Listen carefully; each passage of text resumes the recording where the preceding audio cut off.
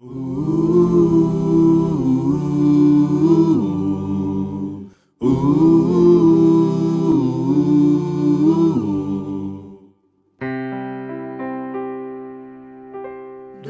teu falar,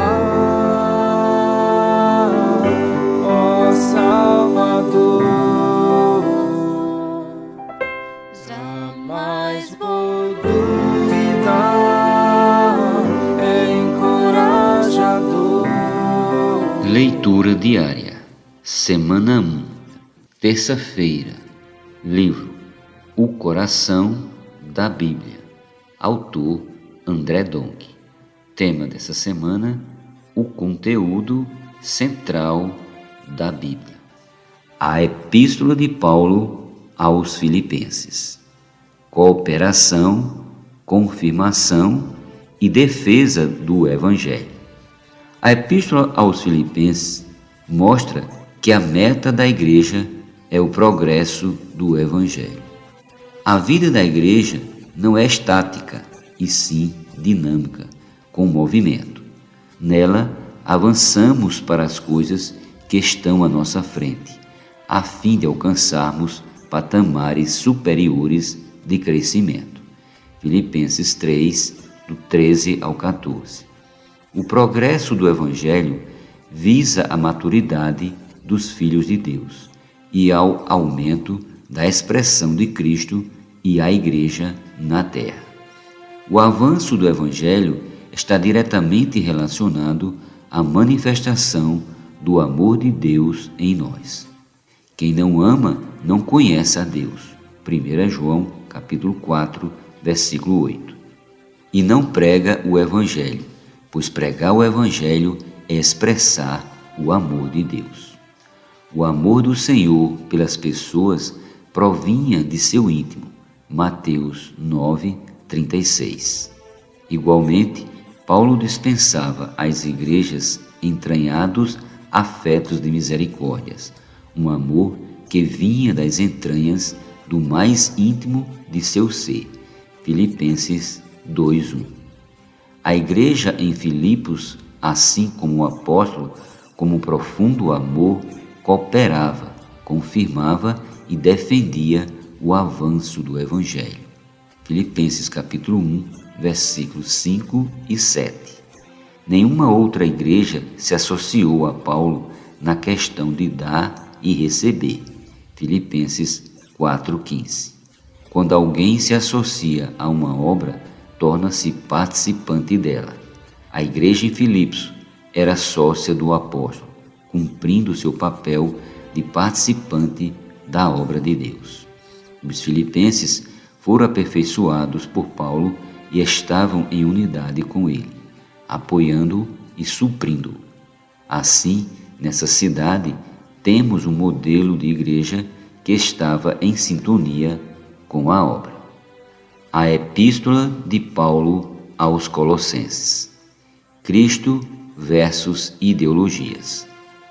A Epístola aos Colossenses foi escrita para ajudar a igreja em Colossos a lidar com a influência do gnosticismo, do ceticismo e do misticismo. Essas ideologias trazem dano para a igreja e impedem seu avanço. Devemos fechar as brechas para que esse tipo de influência não abale a fé e a edificação da igreja. Principalmente os líderes das igrejas devem estar atentos para não permitir que filosofias, ideologias e vãs sutilezas entrem na igreja. Essas coisas se apresentam de modo inocente, conduzindo as pessoas a fazer o bem, mas quando menos se percebe, abre-se uma porta para os principados e as potestades exercerem influência na igreja, pois a fonte dessas ideologias é a árvore do conhecimento do bem e do mal, que representa Satanás e os anjos caídos.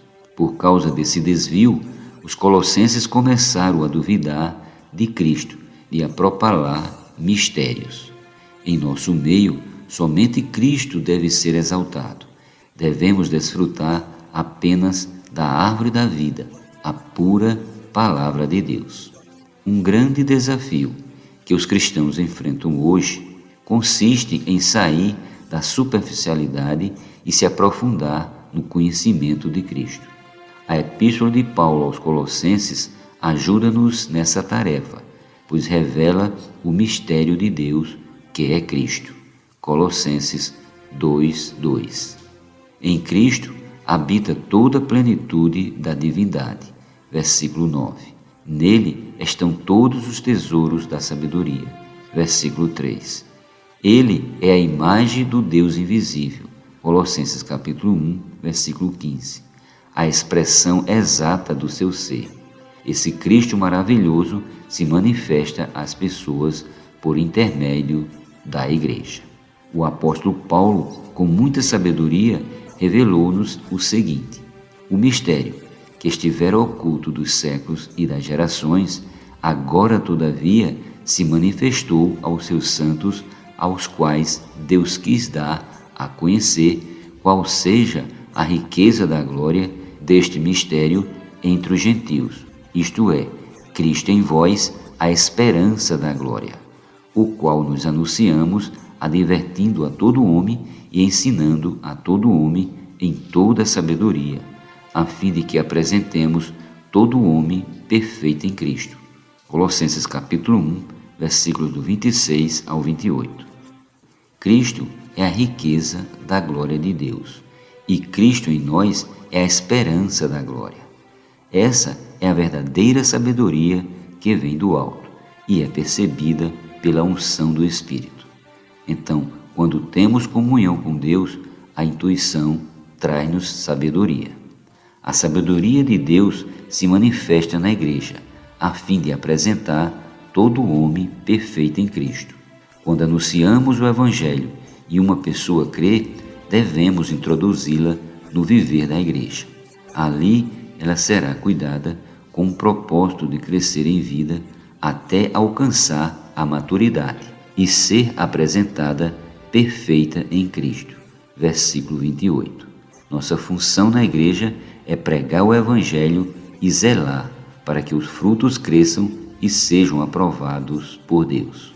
Para tanto, é necessário desfrutarmos do Espírito, enchendo-nos de entusiasmo, a fim de incluir todos os irmãos na Igreja. Paulo lutava para que os irmãos fossem libertos da influência de ideologias malignas e fossem aceitos pelo Senhor. Gostaria, pois, que soubesses quão grande luta venho mantendo por vós, pelos laodicenses e por quantos não me viram face a face, para que o coração deles seja confortado e vinculado juntamente em amor, e eles tenham toda a riqueza da forte convicção do entendimento, para compreenderem plenamente o mistério de Deus, Cristo, em quem todos os tesouros da sabedoria e do conhecimento estão ocultos. Colossenses capítulo 2, versículos do 1 ao 3. Não há registro que Paulo tenha ido a Colossos. Entretanto, Epáfras, um de seus cooperadores, supria as igrejas naquela cidade com o falar do apóstolo, com a palavra de Deus. Colossenses capítulo 1, versículo 7, capítulo 4, versículo 12 e Filemão 23. A igreja em Laodiceia, por dar atenção a filosofias, caiu em uma condição de mornidão espiritual. Apocalipse capítulo 3, versículo 16. Por isso, o Senhor não estava no meio dos irmãos ali, mas estava à porta, do lado de fora, pedindo para entrar. Versículo 20. Do teu falar, ó Salvador, jamais vou duvidar, é encorajador, fiel me faz andar, faz tua glória eu ver, o mal vem derrotar. Fiel me faz andar, faz tua glória eu ver, o mal vem derrotar.